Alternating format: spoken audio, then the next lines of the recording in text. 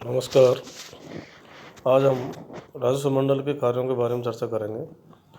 राजस्व प्रकरणों के अपील तथा पुनरीक्षण के लिए राजस्व मंडल सर्वोच्च न्यायालय के रूप में कार्य करता है, किंतु कतिपय परिस्थितियों में उच्च न्यायालय हस्तक्षेप कर सकता है। उस परिस्थिति में उच्च न्यायालय का निर्णय राजस्व मंडल पर अभिभावी होता है। सामान्यतः राजस्व मंडल के कार्यों को हम इस प्रकार बांट सकते हैं।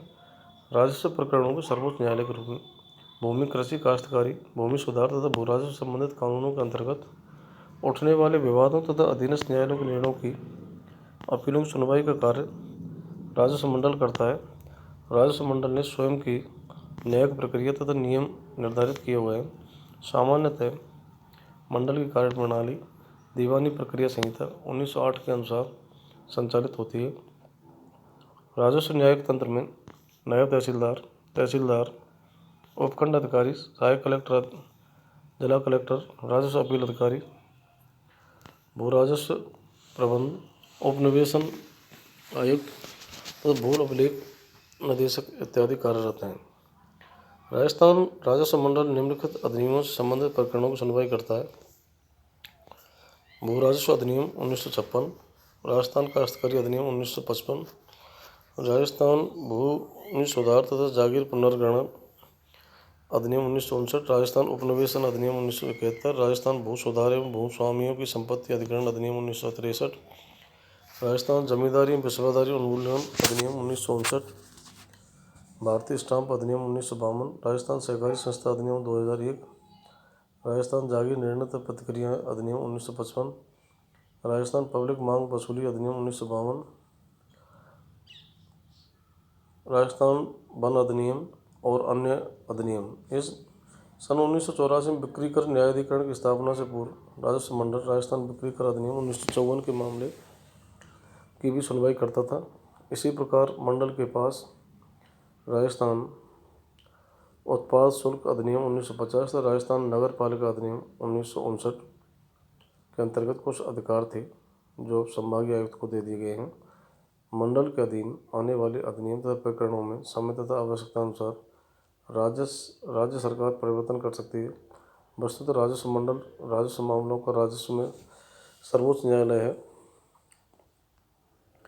जो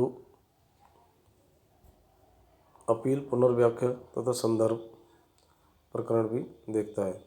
अधीनस्थ राजस्व न्यायालयों पर सामान्य अधीक्षण। राजस्थान भू राजस्व अधिनियम की धारा 9 मंडल को समस्त राजस्व न्यायालयों तथा समस्त राजस्व अधिकारियों पर सामान्य अधीक्षण नियंत्रण की शक्ति प्रदान करती है। कृषि प्रधान ग्रामीण समाज वाले देशों तथा प्रदेशों की सरकारों की कार्यकुशलता मुख्यतः वहाँ के राजस्व प्रशासन पर निर्भर करती है। ग्रामीण समाज में व्याप्त असंतोष और भूमि से संबंधित कृषक शिकायतों को दूर करने के लिए राजस्व प्रशासन के अनेक अधिकारी कर्मचारी प्रदेश भर में कार्यरत हैं।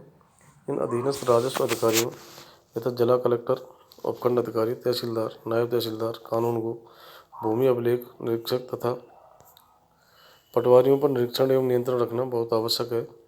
राजस्व मंडल के सदस्य अपने अपने पूर्व निर्धारित क्षेत्रों में जाकर जिला कलेक्टर तथा तहसील कार्यालयों का निरीक्षण करते हैं। इस प्रकार के निरीक्षण से न केवल अधीनस्थ अधिकारी सचेत रहते हैं, बल्कि राजस्व न्यायालयों तथा कार्यालयों की कार्यकुशलता और अभिलेख प्रणाली में भी सुधार आता है। किंतु ऐसा तभी हो सकता है जब निरीक्षण बिना पूर्व सूचना के तथा नियमित रूप से होते रहें। जिला कलेक्टर द्वारा द्विमासिक, संभागीय आयुक्त द्वारा छमाही तथा राजस्व मंडल द्वारा त्रैमासिक एवं वार्षिक निरीक्षण रिपोर्ट तैयार की जाती है। मंडल के नियंत्रण में तहसीलदार, नायब तहसीलदार कार्यरत हैं। राज्य में पटवार व्रत राजस्व मंडल के अंतर्गत आते हैं। मंडल द्वारा राजस्व नागरिक अधिकार पत्र की अवहेलना में नायब तहसीलदार, अभिलेख निरीक्षक और पटवारियों को निलंबित भी किया गया है। विभागीय प्रशासन के कार्य। राजस्व मंडल अर्ध न्यायिक प्रकृति का न्यायालय तथा प्रशासनिक संगठन का मिश्रित रूप धारण किया हुआ है। भूमि संबंधी प्रकरणों की सुनवाई तथा अधीनस्थ राजस्व न्यायालयों तथा अधिकारियों के अधीक्षण के लिए प्रशासनिक गतिविधियाँ संचालित करता है। भू राजस्व की दरों निर्धारण तथा संशोधन, भूमि से संबंधित अभिलेखों का संधारण तथा भंडारण, संपूर्ण राज्य में भू राजस्व कानूनों क्रियान्वयन में प्रशासन, भू राजस्व की वसूली तथा बजटीय नियंत्रण, भूमि, कृषि, वर्षा, फसल तथा पशुपालन से संबंधित आंकड़ों का सांख्यिकी एकत्रण, भू राजस्व प्रकरणों पर राज्य सरकार को परामर्श, राजस्व प्रशासन में कार्यरत कार्मिकों की पदोन्नति प्रक्रिया तथा अनुशासनात्मक कार्रवाई, पटवारी संवर्ग की भर्ती तो परीक्षा तथा अन्य प्रक्रियाएं, कृषि जोत पासबुकों का वितरण करवाना, राजस्व विभाग के नागरिक अधिकार पत्रों की क्रियान्वित करवाना, विभागीय पत्रिका राहगीरा का प्रकाशन कराना और प्रशिक्षण संस्थानों में समन्वय करना, ग्राम सभा की बैठकों में जमाबंदी पढ़कर सुनाई जाना, इसे सुनिश्चित करना। वस्तुतः सन 1949 राज्य के एकीकरण के समय उच्च बंदोबस्त भू अभिलेख विभाग बनाया गया था, जो बंदोबस्त आयुक्त, भू अभिलेख निरीक्षक, पंजीयन महानिरीक्षक तथा मुद्रांक अधीक्षक का कार्य संयुक्त रूप से देखता था। सन 1950 में बंदोबस्त विभाग पृथक किया गया तथा शेष विभागों पर नियंत्रण का कार्य राजस्व मंडल को दिया गया। वर्तमान में मंडल के पास भू अभिलेख का कार्य है तथा शेष विभाग न्यूनाधिक मात्रा में स्वतंत्र है। बंदोबस्त विभाग बंद हो चुका है क्योंकि उसके पास आज भी कार्य नहीं जो वर्ष 1950 में थे। इस प्रकार राजस्व मंडल के पास अनेक गुरुत्वार दायित्व हैं जो प्रदेश की ग्रामीण एवं कृषि अर्थव्यवस्था, सामाजिक न्याय को सुनिश्चित करने में निर्णायक भूमिका निभाते हैं। राजस्व मंडल द्वारा राज्य के राजस्व मंडलों में अपील संशोधन संदर्भ की सर्वोच्च संस्था है। यद्यपि इसका निर्णय अंतिम होता है, तथापि यदि किसी को लगे कि मंडल ने अपने क्षेत्राधिकार का उल्लंघन किया है या कोई अस्पष्टता या विवाद है तो उच्च न्यायालय में शरण ली जा सकती है। राजस्व मंडल की आलोचना। राजस्व मंडल की उपाध्येयता का महत्व असंदिग्ध है, किंतु इसकी कार्यशैली तथा सदस्यों की मनोवृत्ति को लेकर बहुत प्रश्न उठाए जाते हैं। बहुत से विशेषज्ञों का मानना है कि वर्तमान लोक कल्याणकारी राज्यों में भू राजस्व तथा सरकार को पर्याप्त आय नहीं होती है तथा राजस्व व्यवस्थाओं की भांति वर्तमान सरकारें भू राजस्व की दरें इतनी अधिक भी नहीं कर सकती कि आम जनता राजस्व अदा ही नहीं कर पाए। अतः भू राजस्व को संग्रहित करना बंद कर देना चाहिए। इसी मान्यता को ध्यान में रखते हुए पश्चिम बंगाल सरकार ने राजस्व मंडल को 1995 में विघटित कर दिया था, लेकिन समस्या यह है कि राजस्व के अतिरिक्त भूमि सुधारों को लागू करना तथा विभिन्न मुकदमों की सुनवाई करना, राजस्व प्रशासन सुसंगठित होना अपर्याय है। दूसरी समस्या राजस्व प्रशासन की प्रारंभिक सीढ़ी तथा महत्वपूर्ण कर्मचारी पटवारी से संबंधित है। निर्धन, असहाय, निरक्षर तथा प्रकृति तथा नियति की मार के शिकार भारतीय कृषकों की जीवन आशा ही एकमात्र करण भूमि है, और जब यह भूमि पटवारी की अकर्मण्यता के कारण कई प्रकार के मुकदमों तो विवादों से जुड़ जाती है तो वर्षों तक कानूनी लड़ाई लड़नी पड़ती है।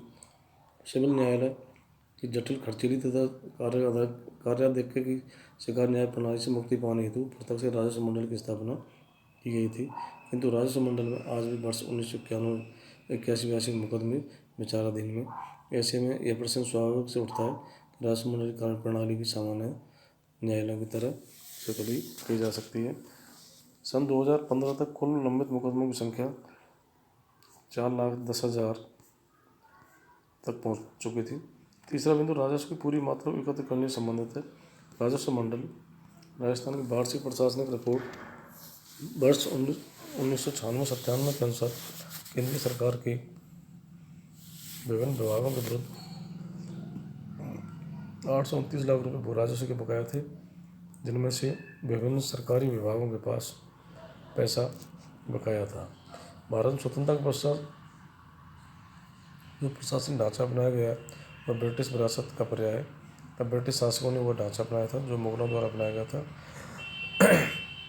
यही कारण है आज भी भारत की भूमि राजस्व, न्यायालय तथा पुलिस प्रशासन में व्यापक भाषाओं में रूप में फारसी भाषा का प्रयोग किया जाता है, जो कि आज ना तो चलन में है और ना ही लोगों के द्वारा उनको शब्दों का अर्थ समझा जाता है। सर डेनियल हैमिल्टन ने लिखा है, भारत में स्याही के कानून तो हैं, किंतु गाँव में महाजन के द्वारा गरीबों के खून से लिखे कानून अधिक सच्चाई बयान करते हैं। 21वीं सदी के दौर में भी बिहार में हो रही ग्रामीण हिंसा तथा इसी तथ्य को रेखांकित करते हैं कि आज भी देश में भूमि सुधार पूरी तरह लागू नहीं हो पाए हैं। निरक्षर, बेवस्ता, निर्धन किसानों के लिए अपनी भूमि का सही रिकॉर्ड पाना एक दुष्कर कार्य बना हुआ है। यदि राजस्थान में राजस्व विभाग ने 1 नवंबर 1999 को नागरिक अधिकार पत्र जारी कर एक सार्थक प्रयास किया है, किंतु अभी बहुत कुछ करना शेष है। राजस्थान उन राज्यों में अग्रणी है जहाँ केंद्र प्रवर्तित योजना के अंतर्गत भू अभिलेख का कंप्यूटरीकरण हो चुका है तथा जमाबंदी की नकल प्राइवेट साइबर कैफे पर भी उपलब्ध है। मंडल ने अपना खाता राजस्थान भू अभिलेख के माध्यम से नकल प्राप्ति की शुरुआत की है और लंबित वादों, सुनवाई और निर्णय प्रकरणों सहित असंख्य रिकॉर्ड का कंप्यूटरीकरण किया गया है। सन 1955 से अद्यतन सभी निर्णय बाद सीडी पर उपलब्ध हैं। सन 2010 तक मंडल द्वारा सभी 25,73,918 जमाबंदियों का कंप्यूटरीकरण किया जा चुका था।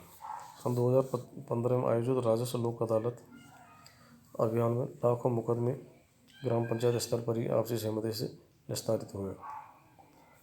अंतिम कारण सर्वाधिक चिंता का विषय ऐसा कहा जाता है कि राजस्व मंडल में पदस्थापित होने वाले अधिकांश सदस्य जो भारतीय प्रशासनिक सेवा से संबंधित वे पूर्ण रूप से मनोयोग तथा स्वेच्छा शासन मंडल में सेवा नहीं देना चाहते हैं, क्योंकि ऐसे सदस्य इसे सजा या दंड के रूप में मानते हैं। इस प्रकार के आरोप इस तथ्य से सिद्ध होते हैं कि राजस्व मंडल में सदस्यों के कार्यकाल का औसत 1 वर्ष भी नहीं रहा है। राजस्व मंडल में कार्य का बोझ अधिक है जब सदस्यों के पद खाली पड़े रहते हैं। इस समस्या के कारण मंडल द्वारा अधीनस्थ राजस्व संस्थानों का निरीक्षण कार्य प्रभावित होता है। वर्ष 2003 में मंडल द्वारा मात्र एक संभागीय आयुक्त, 7 जिला कलेक्टर, 8 राजस्व अपील अधिकारी, 5 भू प्रबंध अधिकारी एवं राजस्व अपील अधिकारी तथा 7 उपखंड अधिकारी कार्यालयों में का निरीक्षण किया।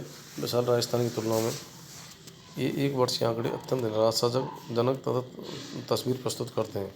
प्रशासन सुधार समिति बनोद समिति 1992 से 95 में यह सुझाव दिया था कि राजस्व मंडल के सदस्यों हेतु श्रेष्ठ रियायती आवास सुविधा, car, phone, IAS super time scale पदाधिकारियों की राजस्व मंडल में नियुक्ति अनिवार्य था। 2-3 वर्ष तक राजस्व मंडल में इनकी नियुक्ति इत्यादि के क्रम में सरकार को प्रयास करने चाहिए। दूसरी ओर मंडल में RS अधिकारियों को सदस्य बनाने पर यह आपत्ति कई बार उठी है कि वह एक IAS के निर्णयों की समीक्षा कैसे कर सकते हैं।